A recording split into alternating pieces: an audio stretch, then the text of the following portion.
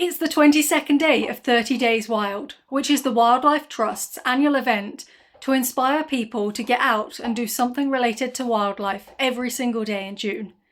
And today I'm going to be doing something that involves doing a more artsy project to think about nature in the outdoors, much like I did yesterday but in the indoors. So today I'm going to be exploring a hobby that I've always wanted to get into but have never really had the time to research about, and that is bonsai. Bonsai literally translates to planted in a container. Over 2,000 years ago, the Chinese started creating miniature landscapes out of natural foliage. Around 700 years ago, the Japanese picked up this art form, but instead of focusing on landscapes, they focused on individual plants, which became the practice known as bonsai. In my research, I read that using something grown in, say, a garden centre intended to be an actual tree is better than using pre-made bonsai.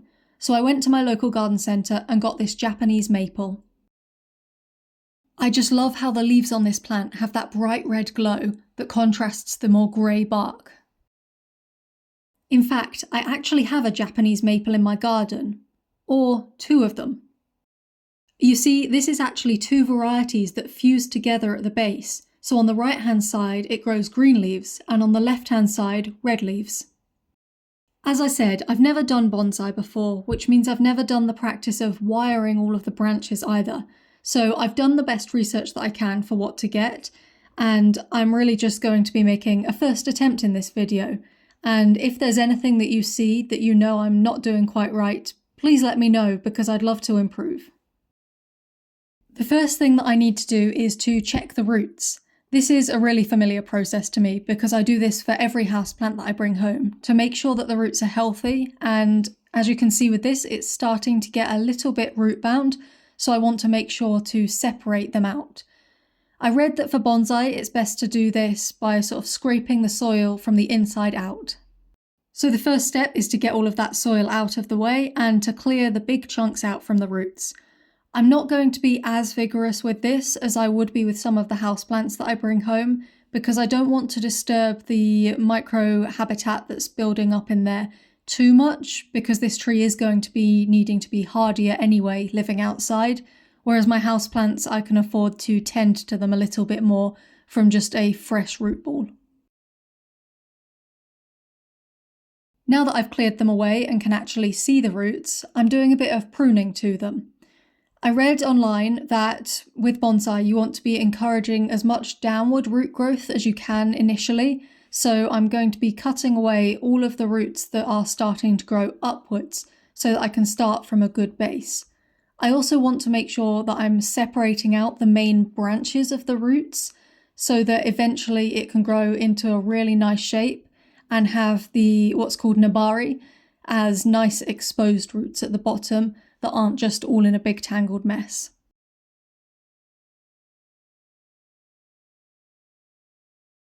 I also want to encourage a more even distribution of the roots to make sure that it's growing in the specific way that I want to, so I'm cutting off a lot of the longer, more scraggly style of roots and keeping them more contained within the root ball so that later on I can control how they spread out. Since I really want to encourage that downward root growth, I'm going to repot it into a slightly deeper pot that's still a suitable width for this plant. Bonsai are well known for that more shallow dish structure of pot that they get put in, the really fancy glazed style ones, and I didn't realise until I did my research that that's actually quite late on in the bonsai process, and is when you already have your tree in the sort of shape and growth format that you want, and that pot is designed to really slow down the growth and keep them more frozen in that shape. Right now, this is a really young tree. It doesn't have a thick stem or branches at all, and the roots aren't fully grown in, so I'm not going to be planting it in one of those shallow dishes.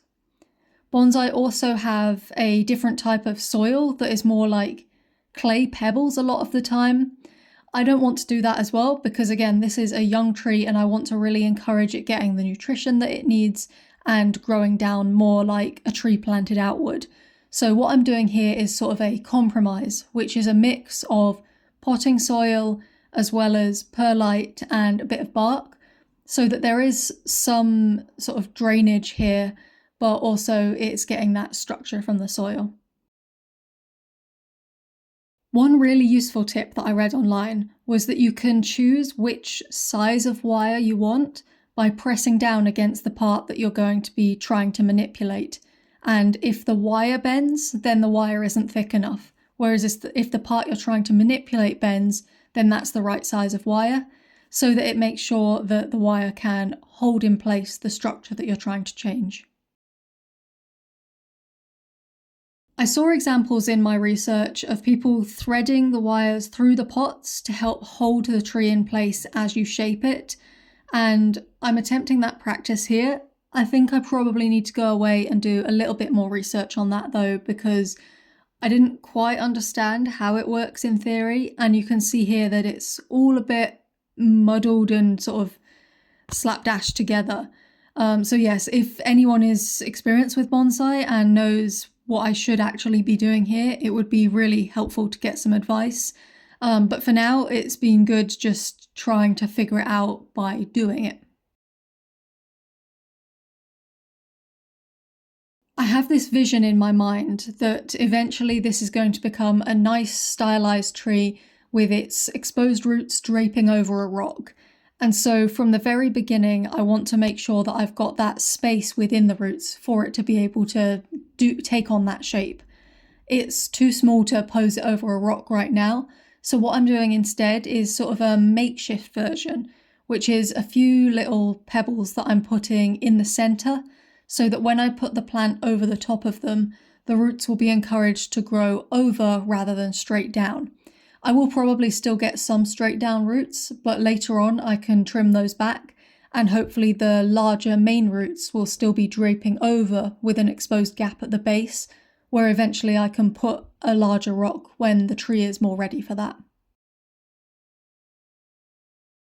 And again, I'm back to trimming some roots, because after spreading them all out over the rocks, there are some that were still sticking up that I didn't like where they were growing.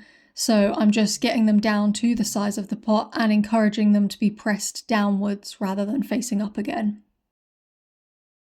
And the research says that you want to make sure that there aren't any gaps between the roots. You really want to press it all down. So I'm using my pruning scissors to try and get some of these bits of perlite and bits of soil in between all of those roots that I just pressed in. So I have my tree all planted up in its new soil mix, the roots have been taken care of, and hopefully they'll just do what I'm hoping they will. I do have some experience with manipulating houseplants in this way, but I've never really tried it with an outdoor plant, so this is pretty much an experiment to just see what happens. Now, I would love to get started with wiring straight away and get it all into a fancy shape, but first I actually need to prune it. There's a lot of branch growth that I'm not happy with here, and a lot of leaves that are just going to get in the way and get all tangled up if I try and wire it now. So all of the advice that I read online said, prune it as much as you can before you start wiring. So as you saw with my Japanese maples out in the garden, these trees are really great at fusing together, whether it's their stems or their branches. And what I'm envisioning with this tree is a really, really thick base stem. So what I'm trying to do is encourage that a little bit by pruning back some of these lower branches, and I'm then going to wire them up to the main stem and see if I can't encourage them to all fuse into one larger bit of growth.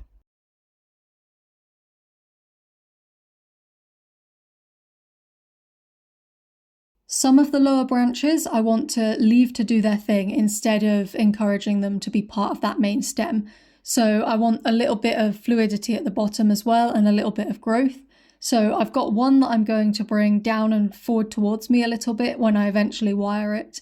And I'm just going to remove some of the leaves here that are hanging more downwards, because the end result is I want to have canopies rather than leaves sort of going all around in a sphere.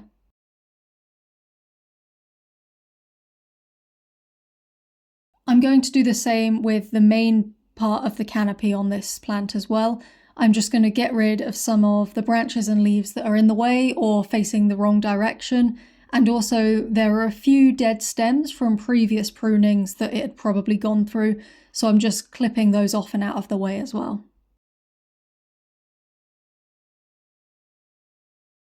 With it mostly pruned, it's now ready for me to start wiring it. And the first thing that I'm going to do is get that main stem that I talked about and all of the branches that I want to incorporate within it wired up together so that they're touching against each other and will grow all in the same direction and, like I said, hopefully fuse. Now, I didn't realise quite how tricky it was to get the wire bent around in the right way without just snapping all the stems and branches off, especially on a tree this young. All of the videos online make it look really, really easy, whereas it actually was very fiddly trying to get the process done. I did feel like I got the hang of it towards the end, but these first few attempts, I was really struggling with exactly where it should go. And I'm sure there's lots of things I'm doing wrong with exactly how I put the wire on. So again, that's one of those things that if you're a bonsai expert, I'd love to know how I can improve on that. After putting on the wire to train those base branches to all grow together, I put on another wire, and this one, the purpose was to be able to shape the direction of the stem. So I went further up beyond where those initial branches touched. And this was just so that the tree had some extra support as it grew. And I had to get rid of a bit more foliage as I went, but eventually I was happy with the positioning of that second wire. Now, in my imagination, this tree has its lovely roots over a rock, it's up on a hill, and it's draping over sideways, possibly growing away from a forest towards the sun. So I really want to achieve that effect here by having the main bulk of the tree going off to the side a little bit.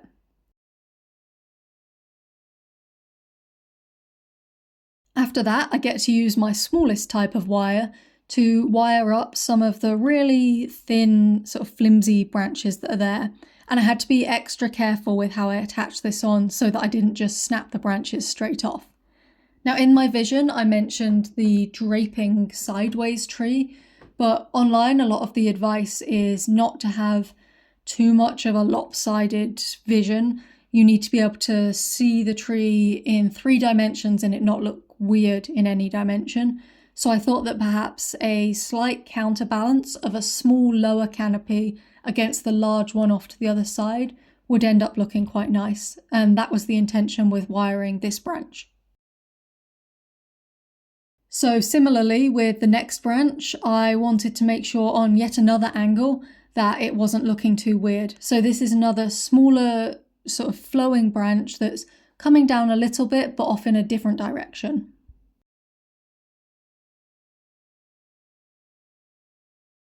It's around this point that I realised that the work that I did to try and keep the roots down with wires wasn't really doing its job as I was manipulating the tree. So I've tried to sort of DIY a little bit of a extra bit of wire to support the direction that the tree is supposed to lean in. How well it holds up over time, we'll just have to see.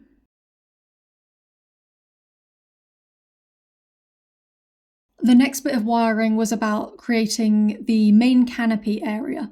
And the idea for this is partway up this draping tree, there's going to be the main canopy where maybe the sunlight has started to hit before it sort of waterfalls down and away again. The next issue is what to do about this really long draping branch. This is what gave me the inspiration for the draping tree, but it felt just too long.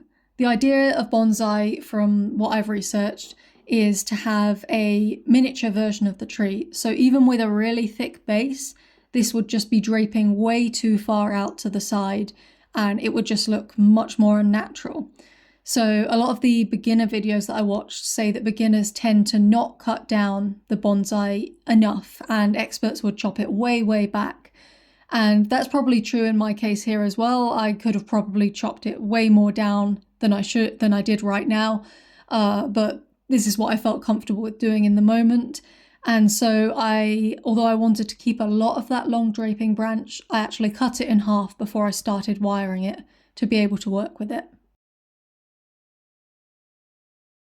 The advice that I was reading also mentioned that you don't want anything flowing straight down or in like a spiraling pattern. It's more a waving pattern that sort of mimics the adjustments that trees could go through, say in seasonal changes of sunlight, when suddenly there's a peak of sunlight and it goes up a bit and then it goes down a bit when it's searching for more sunlight, maybe more towards winter time. And then you want the ends, the tips of them to end up pointing upwards to create a canopy that's seeking all of that light.